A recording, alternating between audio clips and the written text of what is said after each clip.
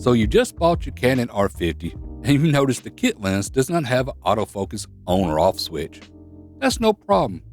The easiest way to get to the on and off option for your autofocus is to press the AF/MF button on the back of your camera. When you press it, you get the option between AF autofocus or manual focus. Choose the one you want, then press select. Additionally, you can press menu and go to the autofocus 1 section. At the very top here, you scroll all the way down, you can find the focus mode. You can see mine's currently set to AF. You can choose between autofocus or manual focus from there as well. Okay everybody, if you like this video, please like, subscribe, and ring that bell so you don't miss any of my new videos.